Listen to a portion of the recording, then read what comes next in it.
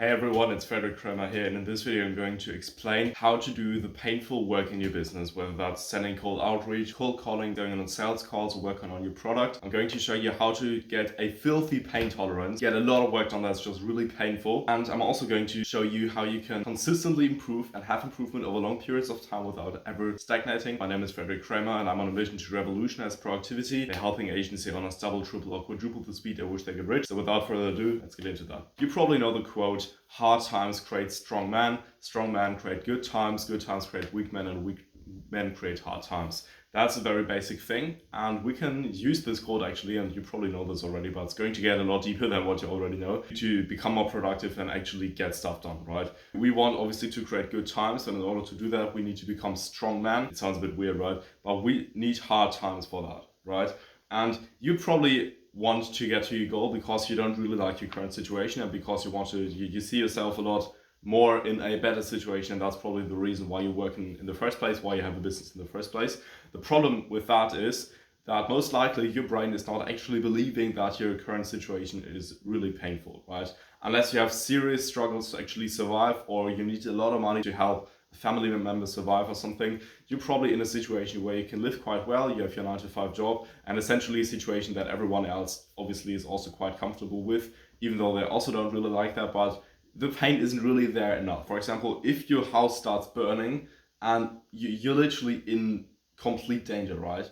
You're obviously going to get in some way find out how to get out of there. Obviously getting out of a house is pretty easy, but if there's a very, very painful situation, if the pain is big enough, you're always going to find a way to solve the situation, because otherwise you're just going to die. And the only way you're going to die is if you're just too weak for natural selection, which is in 99.9% of the cases not the case, or when you, I don't know, don't have enough energy. But usually pain is just motivating you all of a sudden, and you'll start to get a lot of stuff done.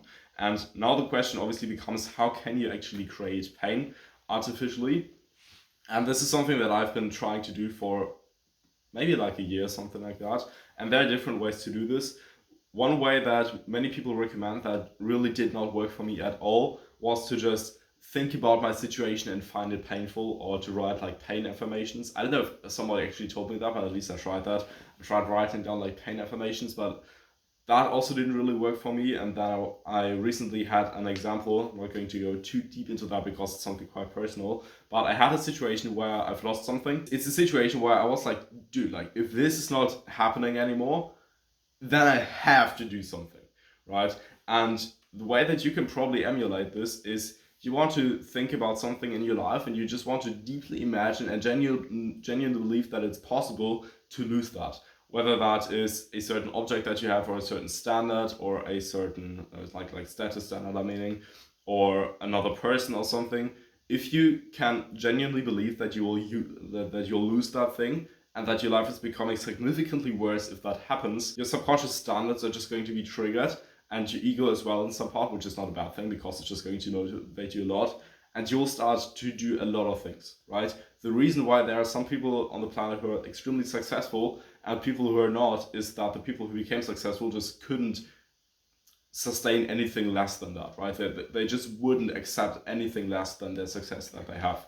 And this is pretty important. Now that's another way to create pain that is not just thinking about losing something, which is just becoming very sensitive to things that are happening. Because apart from your business work, in your personal life, it's very likely that there are things happening that are not very positive, right? What you want to do, and it's not so easy to do, it's kind of like a skill that you want to learn, is every single time something genuinely bad happens, not like you drop something and then the dishes are broken or something like that, like some genuinely, like, I don't know, someone isn't really respecting you too much or something, someone is not really listening to you, the things that you personally don't really like. Maybe it's that you're a pretty tall person and your room is pretty small, and like every now and then you just collide with things and everything feels like very small and it's very uncomfortable. Maybe it's that you just want to become sensitive to these small things that piss you off, and you want to make sure that they really piss you off, because every single time such a thing is happening, you just get another burst of motivation. But I think a lot more, I would recommend the tactic where you imagine losing something. That's quite important, a lot more, but the key is that you just have to genuinely believe that it's possible. And this is essentially a way to create pain. and also pain on a subconscious level, not just on the level where you think like, yeah, well, it's quite okay, I can really live without, right, yeah, sure, we'll want to get better. You just have to be, okay, no, this is not going to happen. If you need this energy, like, no, like, this is so trash, I need to get out of this because it pisses me off, right? You need to get emotional about stuff, because if your emotions are not triggered by something, probably nothing's going to happen, right? If something bad is happening, you need to get pissed off. You can't be like, yeah, well, yeah, bad things happen to everyone, right? Everything is going to be, if you believe that, then nothing is going to happen, right? You need to get very, very emotional and very direct and say like, okay, stop, I'm going to do this. I think you get the point now. Now the question obviously becomes, okay, but how can I consistently improve over a long period of time, right? So obviously you want the pain because you want to do like hard work. But the thing is, what usually happens when someone is starting to do hard work, let's say, for example, you suddenly start to do 100 cold calls a day in your niche, and it's obviously very painful. Honestly, cold calling for myself was the most painful thing that I've ever done. You get rejected all the time and, you know, things like that. You start to do like 100 calls a day or something, but then, like, how can you actually make sure that you stay consistent with a certain behavior, maybe even improve that? Even though with cold calling, obviously the thing that you can improve most is just your skill and not how many you can do, because you can't do like 2,000 cold calls a day or something. But how can you improve this over time, right? And the way that most people do this is that they try to get better, right? If you want to improve, you're probably going to try to get better, which is actually not the best way to do this. The best way to do this is to look at your current behavior and the level of skill that you currently have, and then you want to set this as a standard, right? Of course, every now and then you're maybe going to get a bit below that. Maybe there's some like special reason why you can only do 90 cold calls on a certain day because you don't have the time. But genuinely, you want to focus on not getting below the standard, right? You just want to keep the things consistent that you already do have. And if you do this for a long enough period of time, then you will suddenly start to get more, like the peaks in your behavior are going to get better, like just automatically. To give you an example, if you start going to, or if you want to start training, you know, like weightlifting, something like that, and you start doing this at home, then you don't want to focus on like doing incredibly like crazy exercises. You just want to make sure that the exercises that you're doing, like the amount, is not going down. And at some point you're just going to get bored, or it's going to become more easy what you're currently doing, and then you'll all of a sudden just automatically become a bit better. And as soon as you get used to that, then you can just ascend in that way and get used to the high levels of skill. And then you just want to make sure again that you're not falling down there. And of course, it's not really that fun, right? It's very hard to observe, okay, have I really been like so good today or something? And what I can highly recommend there is to just track stuff, right? I don't know if you're currently tracking the hours of work that you're doing every single day, or maybe the amount of things that you get done, like your high leverage activities. If, like, let's say like outreach or cold calling is something that is really driving your business forward, or maybe your sales calls, you want to track how many of them you're currently doing. Tracking sales calls is a bit weird because obviously they're an outcome of something, because like outreach or, you know, making YouTube videos, running ads. But if you, for example, track your cold calls, then you can just keep a track of the number. And if you see, okay, I was at 100, then it will become very easy to just keep staying at 100 because it's something that you're already doing. And at some point, you might, if it's very painful, it's going to take a long time until this is going to improve. But if you're really used to that, you're just going to make like 110, 150 because you just want to get to your goal quicker. And then if you do this for a long enough period of time, then you'll just suddenly get used to doing 150 cold calls a day, and then you can just get used to that. Cold calling is a bit of a bad example because your time is limited, and the amount of cold calls you can do in a day is also limited. But there are other things that are not limited by time that I just currently can't come up with, honestly, that you can also improve, right?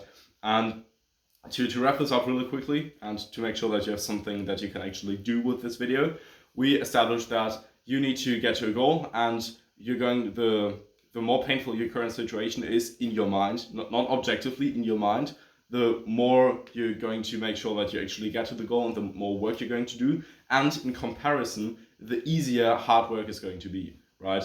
If I don't know, you like all friends suddenly hate you, or if your wife is cheating on you if you don't do these cold calls, then you're probably going to do these cold calls, right? I'm sorry for not being able to articulate some incredibly like detailed example in English yet, but there probably are. And if imagine that something very, very painful is going to happen if you don't do the work, then you're just going to do the work and it's not going to feel that painful, right? So that's a pretty good thing to do. You want to keep in mind like hard times create a strong man. And if you just keep reminding yourself that you are in hard times right now, then it's going to become a lot easier to just do the work, like I said. And as soon as we have this pain, we just want to make sure that in order to actually do the work consistently, we need to do the work for some time, and then we just need to get used to that and set that as a standard. And then we just want to make sure that we never go below that, except for like some special like exceptions where, I don't know, like you're sick or something. Obviously when you're sick, it's better to just relax for a couple of days and make sure that you can sustain the work in the long run. But this is, like I said, an exception. Usually you just want to make sure that you never get worse. And you do this by having specific metrics. So what I want you to do right now after this video is just think about your current situation, find something that you might be actually losing, because humans are a lot more sensitive to losing something than to actually get something. You probably know this already. You just want to think about your current situation and see if there is maybe something that you might be losing or something that you could be losing. And then you want to become more sensitive regarding some small negative things that are happening, and you just want to keep repeating this pattern of genuinely being pissed off with your current situation every single time where something is happening that you don't have. And you just want to mobilize the inner drives in your subconscious to make sure that they actually keep motivating you. And you never want to tell yourself, yeah, well, that's just my situation, it's actually quite okay. Don't tell yourself that. Get emotional about that. Get pissed off. Become irrational, and then just make sure that you're rationally using that energy that you created to do the work that you're doing. And like I said, if you want to consistently improve a certain behavior, you want to track your metrics. By the way, if you want to scale an agency, but every single day you feel like you could have done like 10 times more than you actually wanted, there's a link in the description where you can see how we can help you beyond these videos. Doesn't matter to me really if you click that or not. What matters to me is that your time is being saved. So I wanted to leave that door open. That is everything for today. If you want YouTube to recommend you more of these videos, then feel free to like, comment, and subscribe. And thanks for watching to the end, mate. I genuinely appreciate that, and it's going to help you a ton. Just make sure that you're actually doing the action items, obviously. But yeah, thanks for watching, mate. I'll see you in the next one. Bye.